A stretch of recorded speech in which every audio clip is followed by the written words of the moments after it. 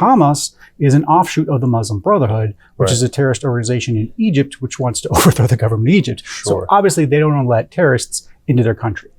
However, Egypt has other problems which could the United States could help with. So annually, the United States gives about $1.3 billion in both military and economic aid to Egypt annually. And even before this conflict, Biden was withholding this aid because of human rights concerns with Egypt's government.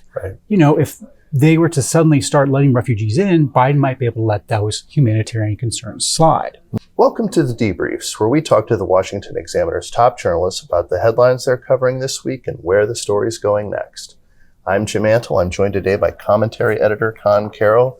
Conn, there's obviously the conflict between Israel and Hamas. We've talked about at the Washington Examiner a way in which President Biden could secure assistance from a key player in the region. Talk a little bit about what that would be. Sure. So Egypt actually has a border with Gaza, the Rafah border, and they've already agreed and worked out with Israel to open up the border for supplies and aid into the Gaza Strip. But both Israel and the United States also want Egypt to open the border the other direction so that refugees in Gaza can go into Egypt. And Egypt is understandably, I don't say against this, but they don't want it to happen for a number of reasons. One, they already have 9 million refugees, 100,000 which are from Gaza already. Then also they feel that within the region they'd be betraying the cause, that if the Palestinians or the Gazans were to come in, they would be ceding their claim to that land. And then finally there's a security concern here, because Hamas is an offshoot of the Muslim Brotherhood, which is a terrorist organization in Egypt, which wants to overthrow the government of Egypt. So obviously they don't want to let terrorists into their country. However, Egypt has other problems which could the United States could help with. So annually, the United States gives about $1.3 billion in both military and economic aid to Egypt annually. And even before this conflict, Biden was withholding this aid because of human rights concerns with Egypt's government. You know, if they were to suddenly start letting refugees in, Biden might be able to let those humanitarian concerns slide. There's also a little problem that Egypt is about to become the largest debtor to the International Monetary Fund, the IMF. They already owe $22 billion to the IMF, and they just this past December secured an additional $3 billion loan from the IMF. Just last week, now we're talking after the invasion began, Egypt then came back to the IMF and said, you know what, we need another $2 billion. Well, guess who is the largest contributor to the IMF? The United States, of course. So could something be worked out here where Egypt swallows a tough pill, opens the border, takes in more refugees, and then they get aid and the aid from the United States Congress, and then also loans from the IMF that they so desperately need? It seems like a deal could be worked out here. Definitely. And if there's anything the Biden administration has shown that they're good at, it is opening up borders. Yes, and giving money to Middle East governments.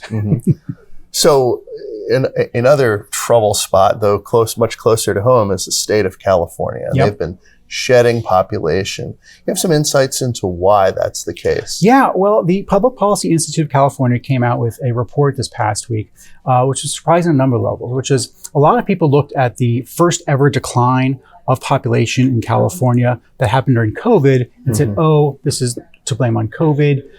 They'll bounce back. Well, it's been 2 years now, and this new report says population is not bouncing back. It is continuing to decline. And what you're basically having is the main driver of California's population loss is families leaving the state for other states, more affordable states, most often Texas. That's where they're losing most. But then they also have a very low birth rate, the seventh lowest in the United States. As recently as 2003, they had the third highest birth rate. So this is a complete reversal for them. The problem is that a lot of Californians aren't getting married at all, and married people have more children than single people. And when they do get married, they're getting married later, which means the window that they have to have children is much shorter, meaning they're not having as many kids as they used to. What was most interesting to me about this study is that for decades, literally since the 1980s, California has been losing low and middle income families. But what I found out, what was new in this report, is that they actually started losing wealthy on net families as well, starting in 2018, even before the pandemic. So California's population problem actually preceded COVID, and it's mostly built on housing. Housing is just too expensive. You have too many environmental regulations that can't get it built. And for decades, this only affected lower class and middle class families. But now, since 2018, it's now wealthy families too who are having to move out of state. And it's an interesting dynamic because there are some Democrats that point to California as a model for how the whole country should be governed. Certainly California Governor Gavin Newsom, who seems to have some ambitions beyond his state, makes that argument quite a lot. And it's often contrasted with Florida, where obviously Governor Ron DeSantis is already running for president. Yeah, I mean, I think it's really hard for Democrats to make the case that California should be the model for us in the nation when you have so many people trying to escape California. Mm-hmm. Well, if the Democrats take over the United States, where are we going to escape to? Mm-hmm.